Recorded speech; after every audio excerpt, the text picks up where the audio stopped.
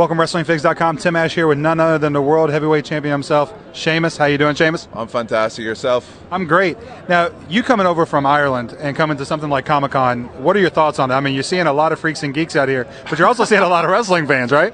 Yeah, this is crazy. I've actually just seen Comic-Con and on television, like clips of it on YouTube and stuff, and I've never had the opportunity to come here before. And I tell you, this place is incredible. I've already met a load of people from Ireland already, so I'll tell you how big of an international setup this is. But this is incredible. It's actually given the opportunity people come here and be big kids again, which isn't a bad thing. It's great, and I'm very happy to be here and with Mattel and just promoting a new line of action figures with Brawling Buddies. So let's talk about action figures because, you were a big wrestling fan growing up. You went through the indies, what is considered Ireland indies, because you've been in the business a long time. A lot of people are just now starting to know who Sheamus is around the world. What is your collection like? Do you have a collection of old action figures, things like that? Yeah, I actually had I had a lot of the original stuff, original action figures. I mean, when I was in school, it was the biggest thing ever. Especially when WWE came on Sky One, you couldn't get away from it. I mean, it just took over. And I'm definitely a big collector of when a lot of the legendary stuff. People inspired me: $1 Million Man, Mr. Perfect, Bret Hart, Warrior, all those guys. So you got the old LJNs, is what you had, the old rubber figures? The old rubber ones, yeah, the old rubber ones. Or the ones with the wrist, the arm action. Oh, okay, those two. Yeah, which is at the time, which is way ahead of its time technology-wise. I think everyone was like, "Wow, that's incredible." But I've been a big fan of the toys and the video games, everything. And Mattel have really ramped it up. I mean, if you look at the action figures and you look at the superstars, they're so spot on. It's incredible. I mean, when I got my first one, and even today when I still pick them up, like this one here. I'm obviously having a bad day with this one, with the face on me, but I still can't believe how lifelike they are. It's amazing what they do. Well, I know that you were one of the most sought afters when you came in. I mean, you just run ramshot all over WWE when you first came in, and people wanted your figure then. Yeah. And it took a little while. So tell us a little bit about that process. Yeah. So the deal was they obviously want to keep it more character-like, because obviously under the lights in WWE, because I don't have a tan, I'm so pasty white from Ireland. I was being washed out, so they actually delayed it to do a Sheamus white colour, which is pretty spot on too. I don't know, maybe they could throw a few freckles in there. I think the freckles are in the Elite version, but it was a bit of a wait, and you know what? I honestly was counting the days till I got my hands on one.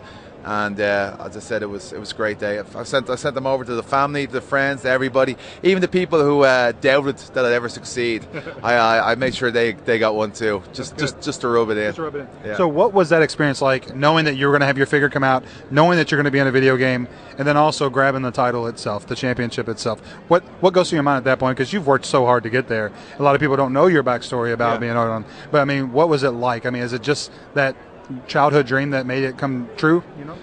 Yeah, when I started off in Independence, I came to the States, New Jersey in '02, and I went to the Monster Factory and hurt my neck, and I wasn't there for long. It doesn't really count as part of my career. I didn't think I'd be able to wrestle. I got home, my dad was like, "You need to get a proper job, stop thinking about this now." And then I couldn't get out of my system, and I started wrestling in Ireland at the end of '04, beginning of '05. I slept in airports, floors, going back and forth to England. I didn't take a holiday for a couple of years. I was working for pennies or peanuts or nothing at all, just on these wrestling shows all over the UK, Ireland, and Europe. But when I obviously winning the WWE Championship was amazing for me. I mean, I won it so quickly. And then everything else started snowballing after that, the video game, and obviously the action figure. To me, the action figure was pretty special. I mean, actually was at Comic-Con when they saw, today at the Comic-Con we saw the prototypes for Ryback and Sandow. Right.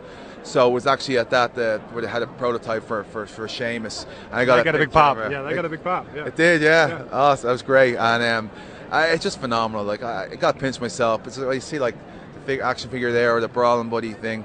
It's just man, I can't say I'm blessed, and it's a lot of hard work I am, but still, it's not a day goes by that I don't appreciate it. Right.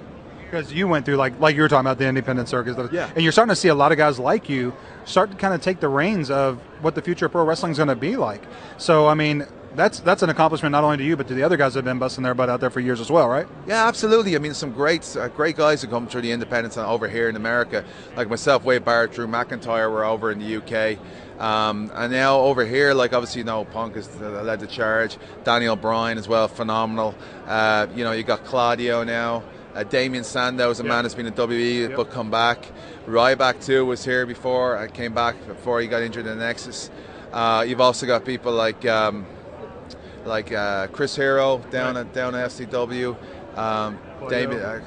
Claudio as well, who's phenomenal. I'm a big fan of Claudio. I think he's a tremendous athlete, tremendous wrestler, unbelievable. You've also got Dean Ambrose, Seth Rollins, and there's a guy called Martin Stone just came over from the UK. I mean, you got a lot of guys who just been on the independents for such a long time, and now they're getting a shot. Now they're getting a shot, they're getting an opportunity, and they're all stepping up for it. And if you look at the talent, not only on up here, but the talent that's on down in NXT, FCW, I've seen the fella, and there's a lot of great talent down there. Bo Rotundo, and his brother Wyndham as well. I mean, there's Joe Henning, another one. It's exciting, man. There's a lot of great talent, a lot of great superstars, and the potential is huge. Yeah. And you got some great agents down there training them too. Absolutely. Obviously came down there with Steve Carey and Dr. Tom Pritchard. Dr. Tom. Dr. Tom. Dusty Rhodes, obviously. And, Norman. And Joey Matthews. And, of course, now up here we got Finlay back as well, which I can tell you everybody's very excited about having Finlay back, because he's one of the all-time greatest ever. Yeah. Now, you talked about Mr. Perfect earlier at the panel. Yeah. It would be interesting to see a figure of you versus like a legend figure come out of a Mr. Perfect. Is that who you would choose to be the person you would want to be? Because Mr. Perfect back in the day, he played that heel roll so well. Yeah. He took the bumps great. He rolled out. He knew how to play the crowd.